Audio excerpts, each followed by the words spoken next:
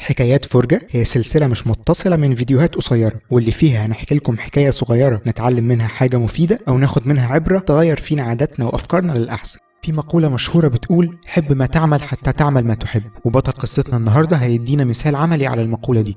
كولونيل ساندرز اتولد في ولاية كنتاكي في الولايات المتحدة الأمريكية. توفي والده وهو عنده 6 سنوات، وساب له مسؤولية كبيرة جدا وهي إخواته الأصغر منه، واللي اضطر بعد كده إنه يسيب المدرسة ويشتغل طوال اليوم عشان يعرف يأكلهم. كولونيل اشتغل حاجات كتير جدا، مزارع، موظف في الترام، ورجل إطفاء، واترفد منهم كلهم.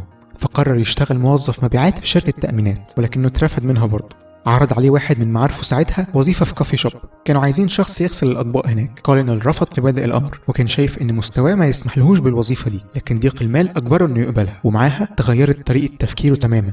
كولونيل قرر إنه هيحب شغله ده جدا وهيعمله على أكمل وجه، ومش هيهمه إن عمله بسيط، كل اللي يهمه إنه هيبقى مبسوط وهو بيعمله. هناك كولونيل اتعلم الطبخ من الطباخ اللي بيشتغل معاه في الكافي شوب، وبدأ يجرب بنفسه وصفات مختلفة، واكتشف إن الطبخ هو شغفه والحاجة اللي بيستمتع بيها، وبقى مدرك تماما إنه بيحب مهنة الطبخ.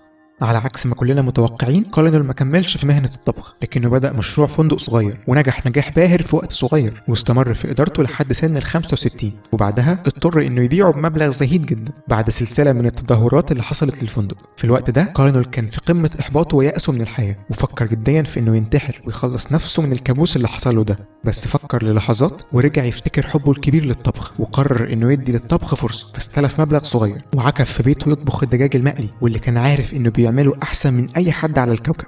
كولونيل بدأ يبيع الدجاج بتاعه لجيرانه في ولاية كنتاكي، واللي كانوا معجبين جدا بيه، وللمرة التانية قرر إنه يحب المهنة البسيطة بتاعته ويمارسها بكل إخلاص وتفاني. بعد 20 سنة كولونيل بقى مليونير وصاحب واحدة من أكبر سلاسل المطاعم في العالم كله، واللي سماها كنتاكي فرايد تشيكن على اسم الولاية اللي بدأ منها. حب كولونيل لوظيفة غسل الأطباق هو اللي وصله لاكتشاف موهبته في الطبخ، وحبه لعمل الدجاج المقلي للجيران هو اللي وصله للنجاح والشهرة، بس بعد ما ساب لنا مثال حي يقتدى بيه. مهما كان المكان اللي انت فيه او الحاجة اللي انت بتعملها، خليك واثق ومتأكد ان حبك واتقانك ليها هم اسهل طريق عشان توصل للحاجة اللي انت بتحبها.